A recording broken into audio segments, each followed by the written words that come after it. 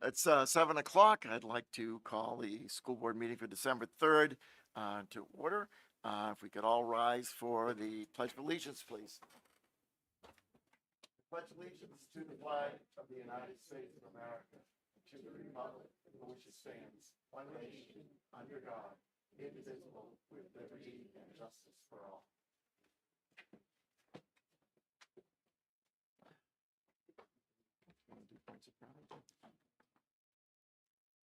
Points of pride, please. I am going to ask Heather McKillop, the high school principal, to come up and share a very exciting point of pride. And you'll have to steal the microphone from the end of where Janine is.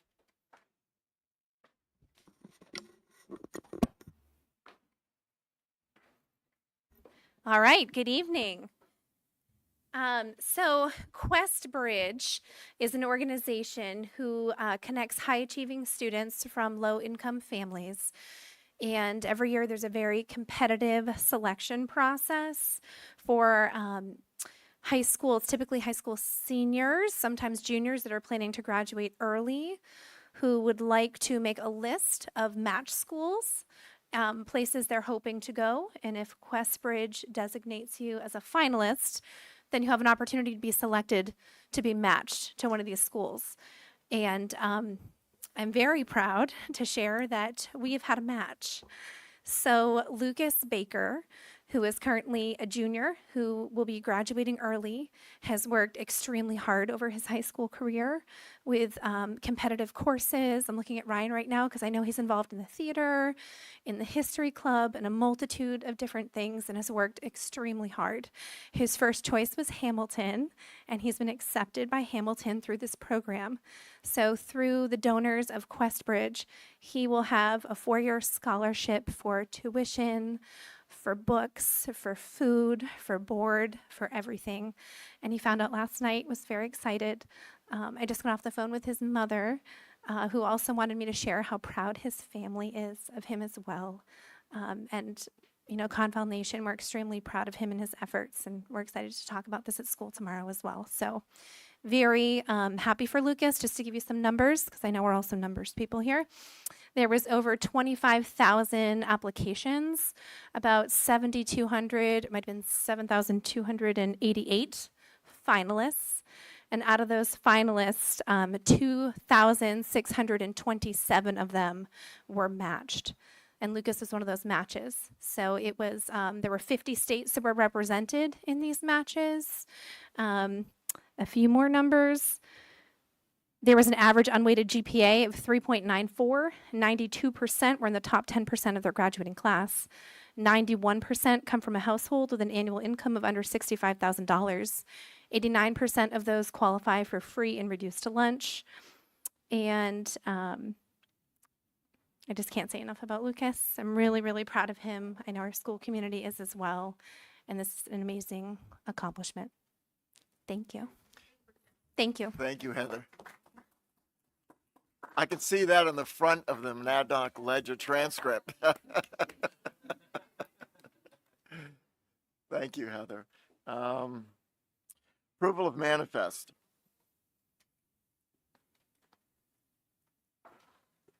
Good evening. I certify that the manifest listed below totaling $1,790,092.20 have been reviewed by me and found to be proper charges against Kentucky Valley School District for goods and/or services received and have been properly processed prior to their submittal to the school board. Can I have a motion to approve? I move that we approve the manifest. Second? It's been moved and seconded. Any questions? Seeing none, all those in favor indicate by saying aye. Aye. Opposed, nay. Abstentions. Thank you. This is placed on our agenda for public comment. I'm not seeing anyone, so I'm going to go to Ryan and student report. Ryan, please. Lately, Conval has been up to getting our sports running, and tryouts for almost all sports have gone through, and everybody's happy with the sports decisions and everything. We have a winter concert coming up. I don't know the exact date yet. And then we have 14th, 18th. 18th, yeah. And then this Saturday, me and Dr. Forrest will be heading to Concord for a school board representative, like, kind of get together. So kids around New Hampshire that are school board reps will be at this meeting, and I'll get to do like group activities with them. So yeah, that'll be fun. Thank you, Ryan. Thank you. Board, I need to have us go into non-public. So under RSA 91-A:3, Roman 2, I move to go into, I could have a motion to go into non-public, please. Second? It's been moved and seconded. Dick?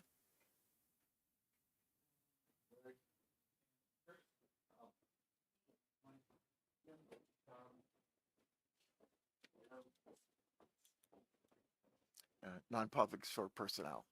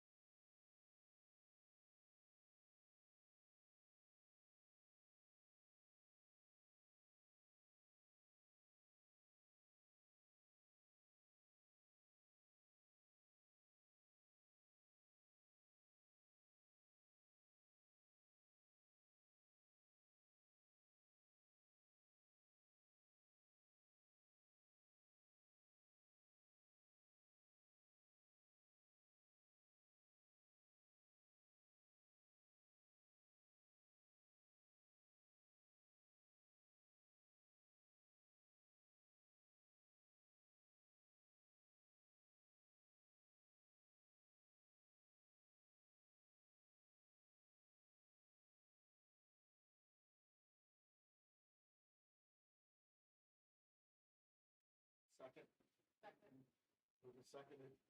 Any questions? Seeing none, all those in favor, by saying aye. Aye. Opposed, nay. Abstention. All right. We'll go to communications now.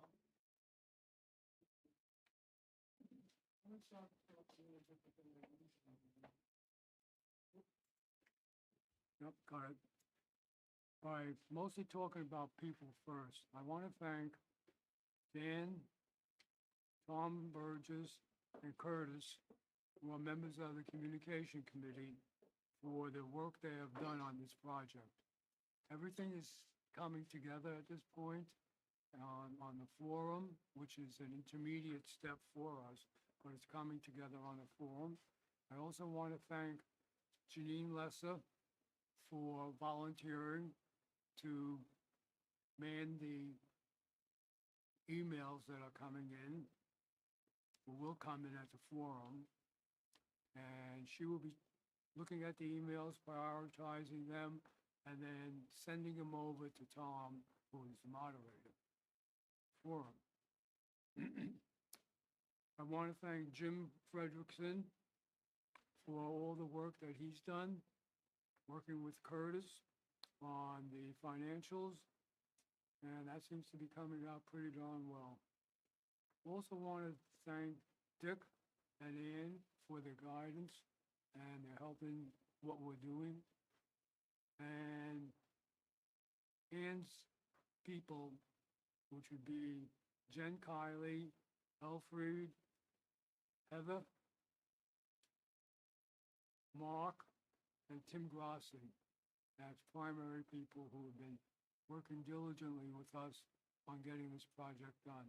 Where we are now is that the forum, the presentations were done today. And they're pretty well finalized at this point for tomorrow, needless to say. We have a moderator, and we will have the presentations being done tomorrow. That's at 7 o'clock tomorrow night, and everybody should have a copy of the, I guess we can call it the flyer, huh, Brenda? Yep. And I also want to, and not to forget, I want to thank Brenda for everything she's done, which has been marvelous. And so all the communications that we wanted to get out are out. The flyer has gone to all the residents in the Conval School District. And we seem to be making very, very, very good progress with a lot of work that's been done by a lot of people.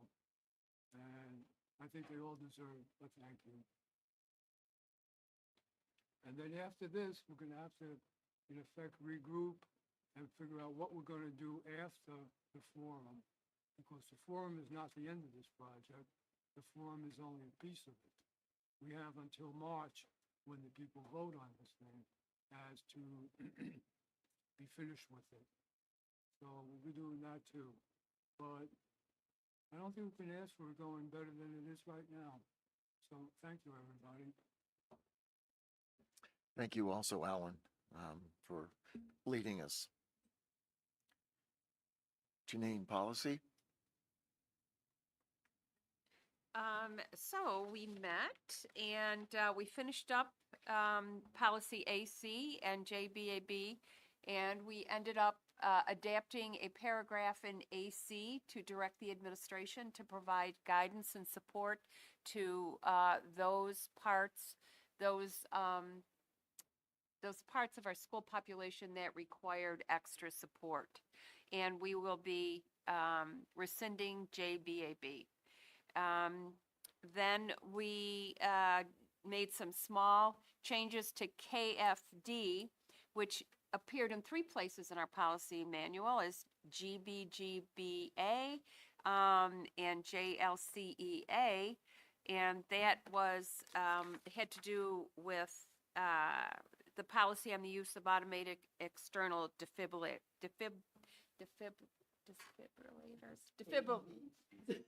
Those defibrillators. Okay, very small changes. it was moved from a P to from an R to a P, so we had to change the classification, and we'll be rescinding the other two policies, so we'll only have it in a single place. And we looked at IKF, which is graduation requirements. The only change was we removed the FAFSA requirement. That was rescinded in the last legislative session, and we only advise on it now. We will give information to students when they graduate around how to complete the FAFSA, but it's no longer required as part of graduation.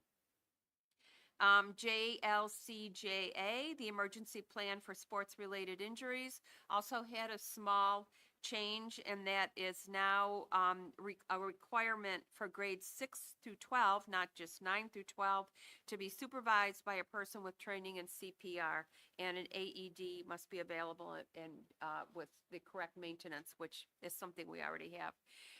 We postponed JLF, reporting child abuse, until we could have our Director of Student Services at our meeting. And there are two policies you'll notice on your agenda that are supposed to be for second read today, but we will be postponing that till the meeting on the 17th because we don't have policies in the packet.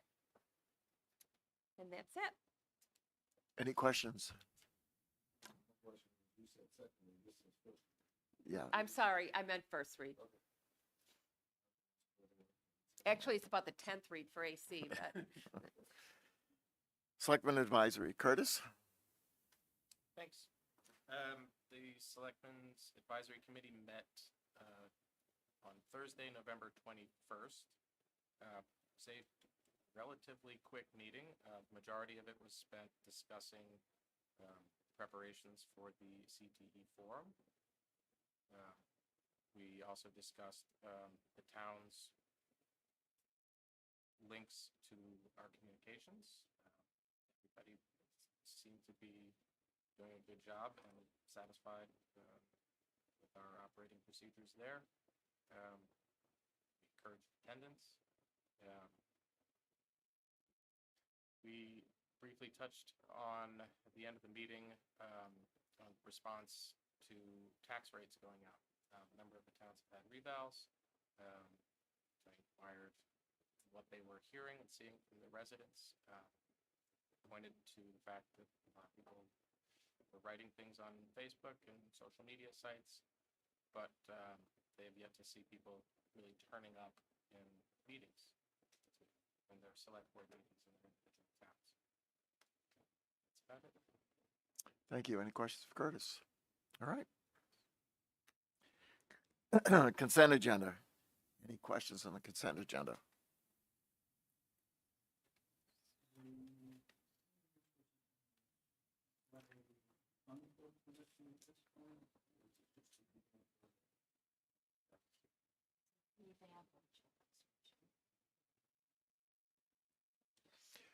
Any other questions? All right, thank you.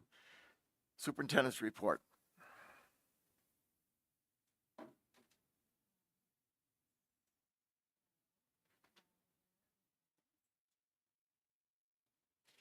December, we have a community forum tomorrow night, 4.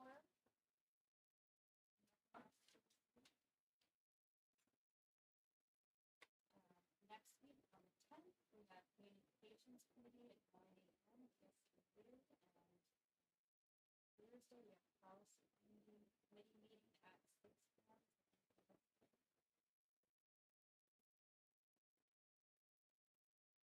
On the 17th, we have budget and property, 5:45, and the school board at 7.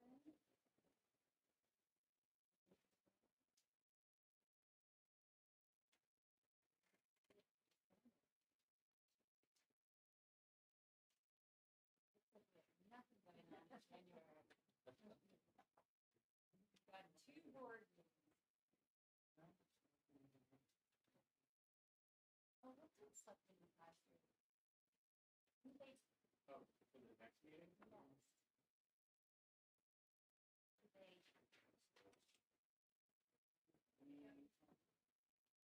They second, we're going to schedule one.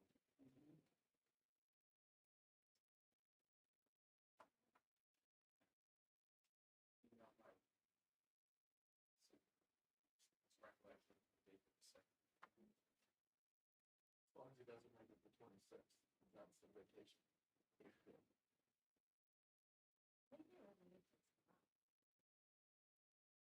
But wanted to, in case they needed to. Yeah. No? No, I think you're right. I think the last time they had the discussion was if they needed to have one in December, they would do that. So I remember that. So, but, You weren't there. no, the one before that, when they were talking about what they were going to do. Yeah, I recall us saying we were gonna pencil one, Yeah, then cancel it. right. That's what I remember. Pencil it in. So we still don't know. We'll just update it. I'll email Mike and. That sounds good. Okay. Anything else for January for other committees? Okay. At,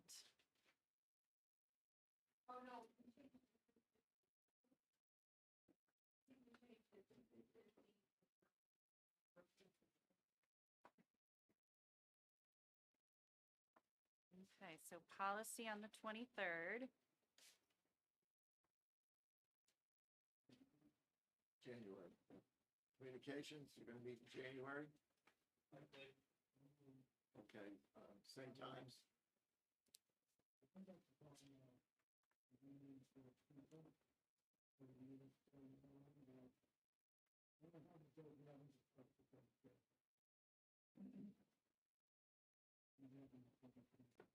Okay, for that, good.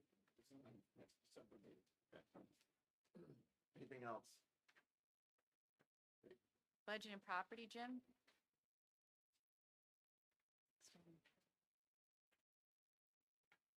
Oh, Part of that, that's the last meeting. I'm sorry. Can you say that again? We didn't have a recent meeting. No, we're talking about meetings. Do you have, In January.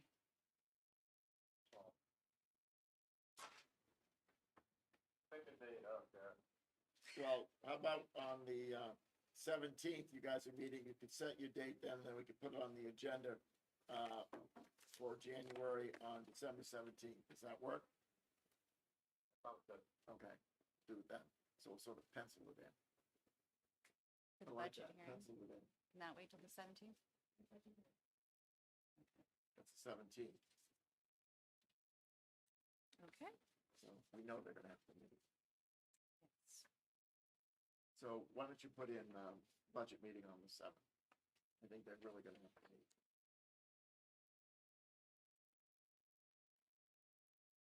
All right, at 5, do they go 5:45? 5:45. Okay. Also in the board, the shared drive is the enrollment for the December 1st enrollment. And on this form, on the, where you see the totals, we've added in parentheses changes by level. I can't remember, somebody asked for this. Tom, So is this what you are envisioning? Yeah, that's right. Okay.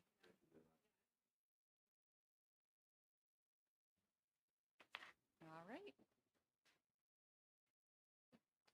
So for people that aren't looking at it, it's, oh, does everybody have it in their packet? Yes. any other questions? Full business, FY 26 proposed budget.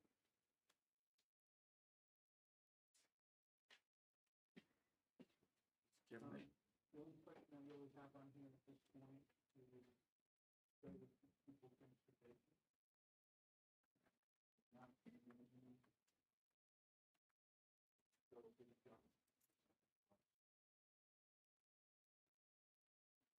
Jim, I didn't hear you, I didn't hear your question, I'm sorry. I just wondered if you have. Mike, yeah, through the mic. Yeah, it's okay. We are online, yes. So the only question I have at this point is is we've had some discussion around pupil transportation, line 519.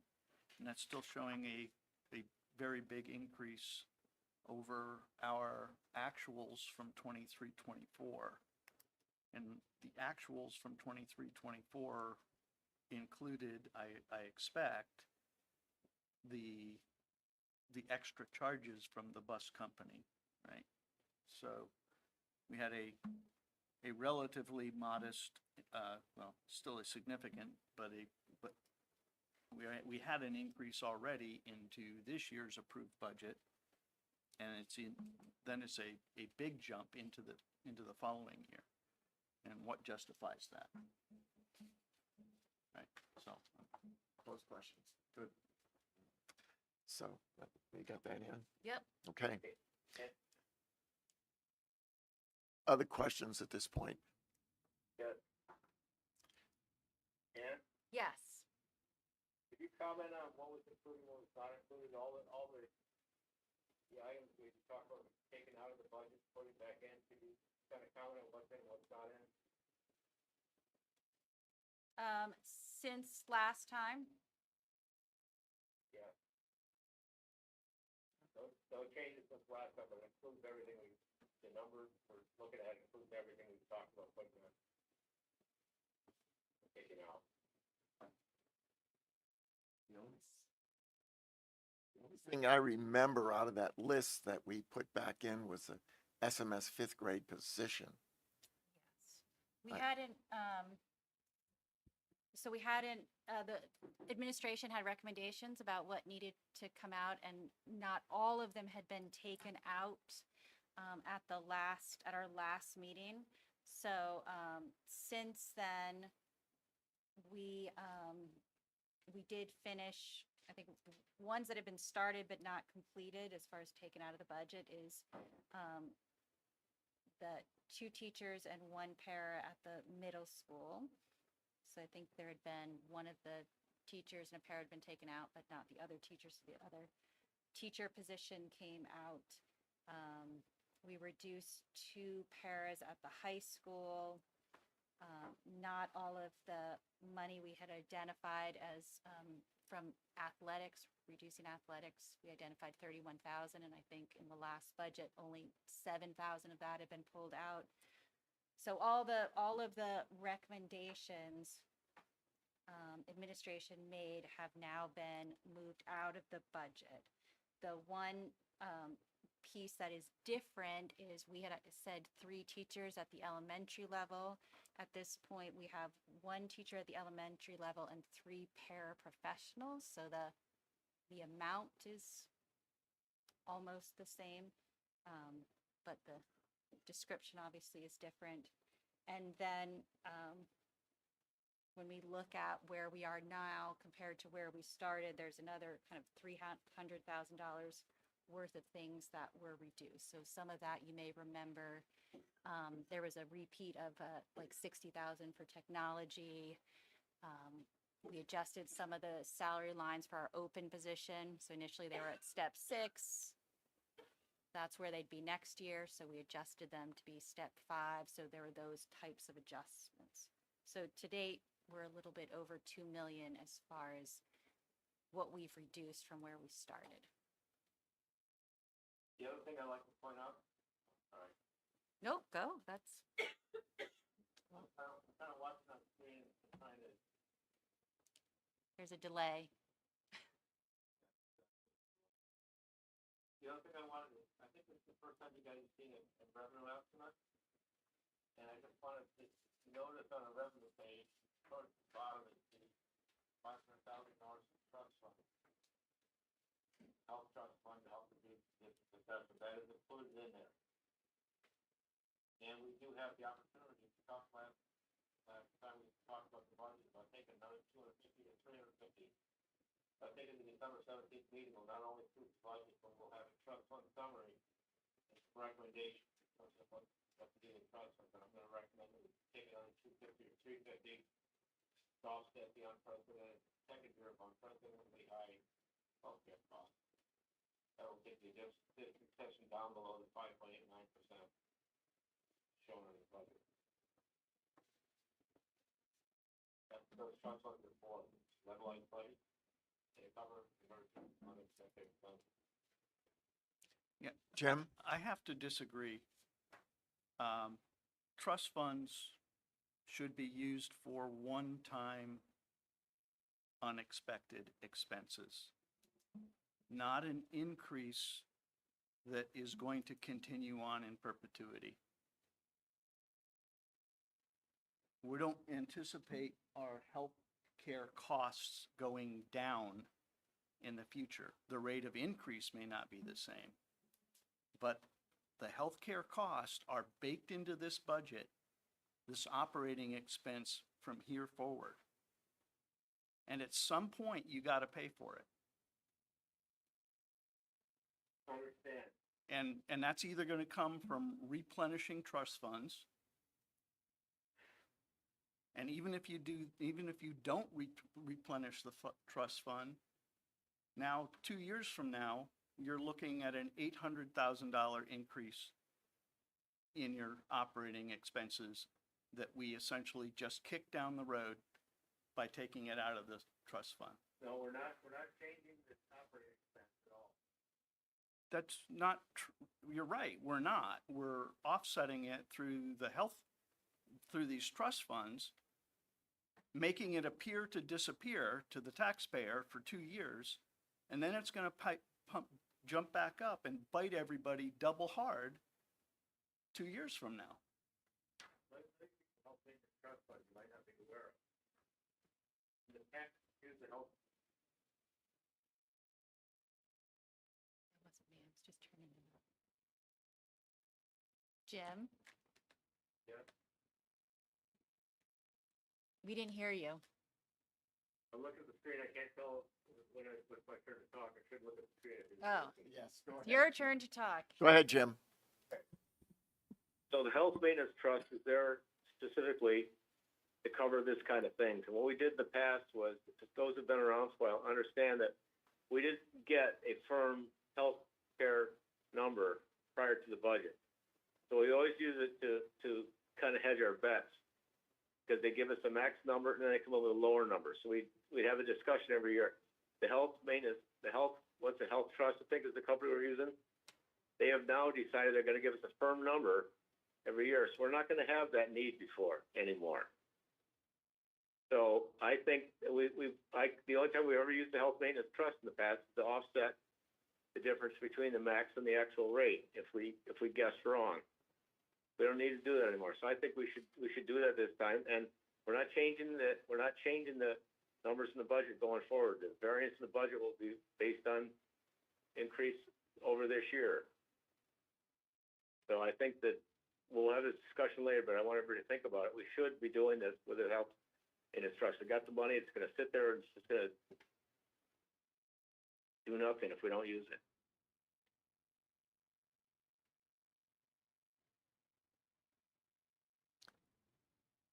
Yes, Curtis.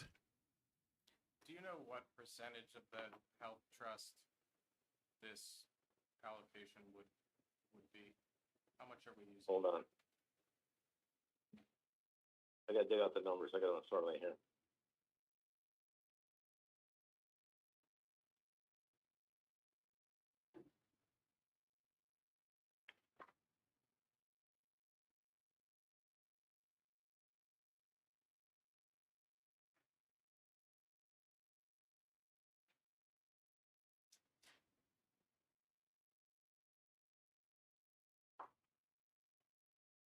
So the health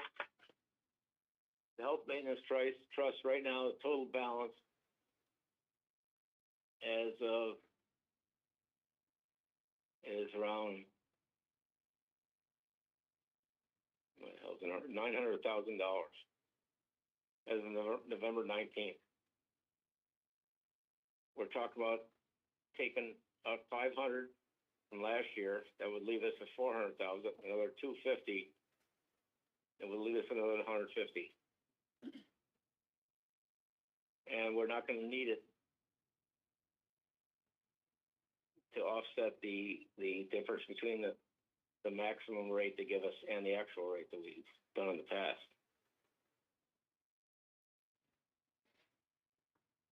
questions? We can't spend this money on anything other than health maintenance issues. That's what this is for. Jim, would it be our intention if we use it to immediately replenish it? Well, it's what we need to vote on on the next board meeting is how much we take out of the health maintenance trust. We've already approved 500. I'm recommending another 250, and then we need to also decide what we put in terms of warrant articles with to fund from any unfunded, unused fund balance at the end of the school year. It's all part of the same discussion.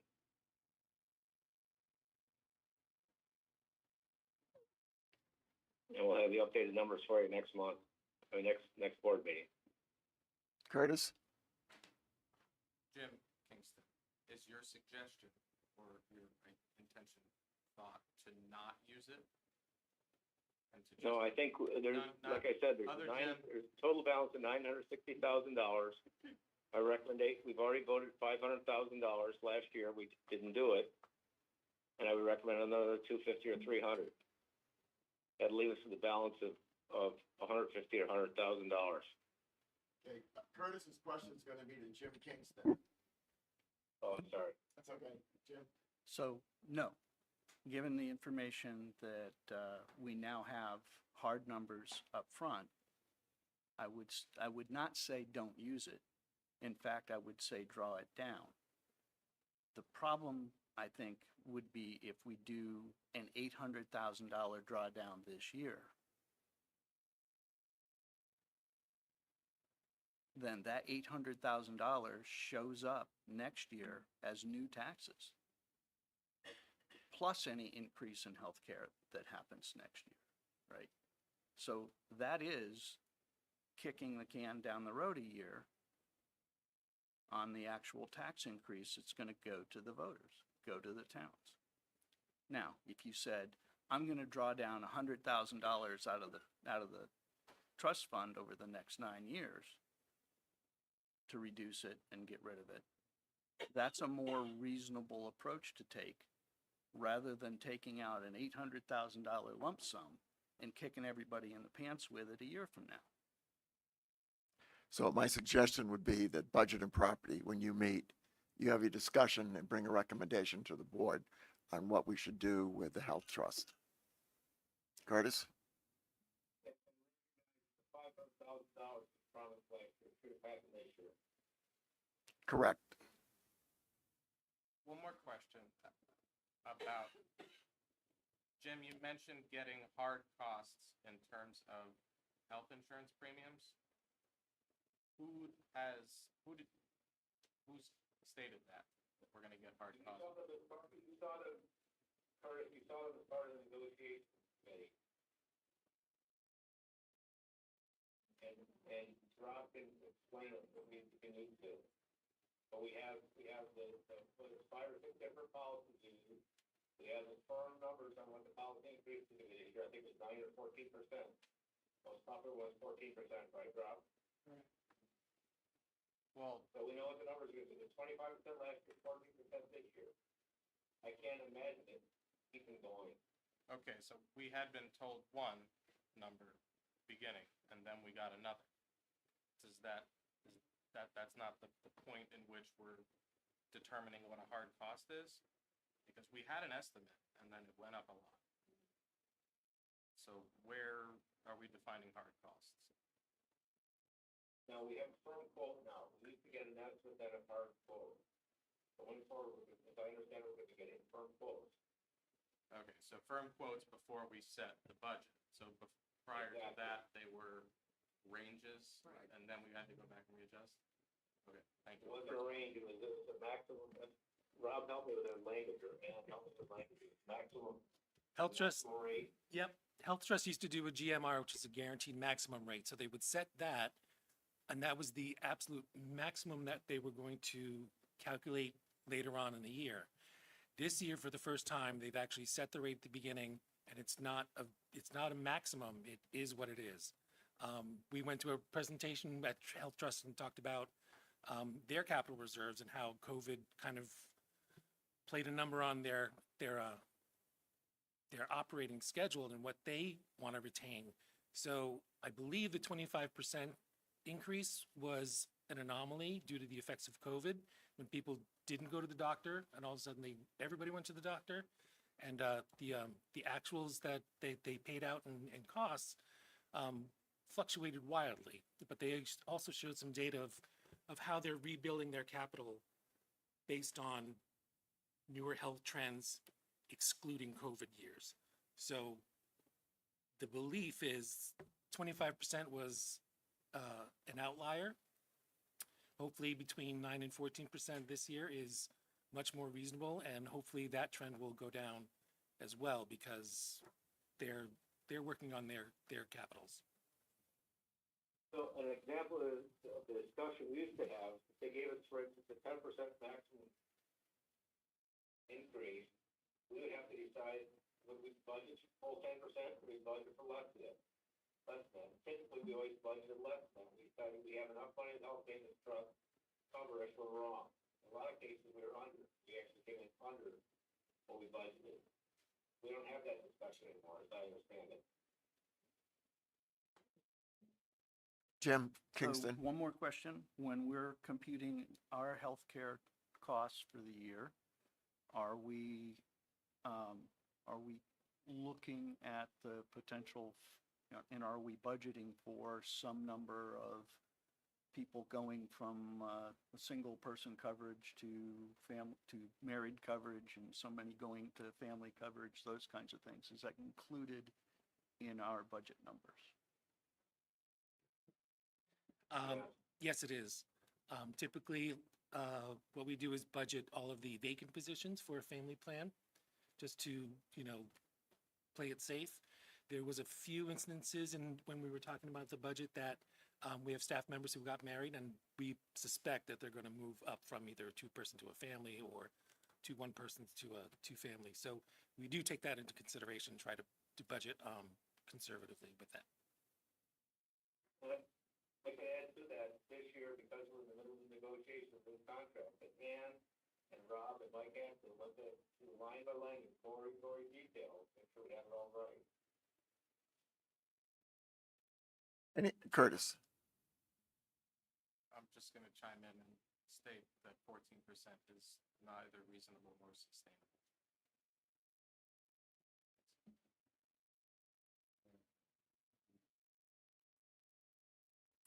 Other questions on the budget? One last comment. We can't just change healthcare suppliers because it's part of the contract. We have to get the unions to agree if we want to change suppliers. We talked about it. Probably it's not going to happen. Okay. Any others? All right. New business, request to accept a gift or donation. Oh, sorry, Curtis, didn't see you. Unrelated, if we could jump back to scheduling, I got an intermeeting update that SAC has penciled in a meeting for December 19th. December 19th.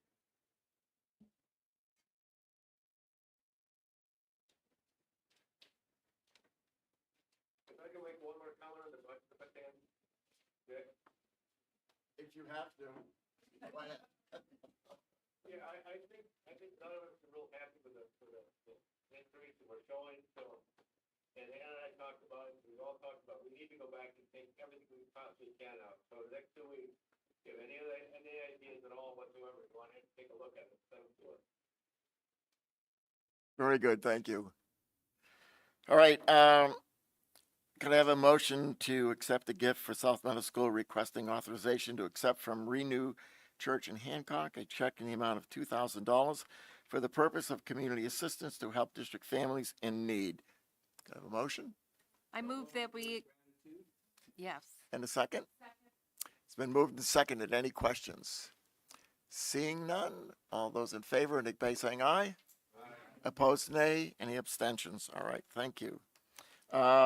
Policy, we have a first read. We're postponing the first reads until the December 17th meeting. Okay. Public comment? All right, we have nothing else for non-public. I'd entertain a motion to adjourn. Second? Moved and seconded. All those in favor, indicate by saying aye. Opposed, nay. Abstentions. Thank you all.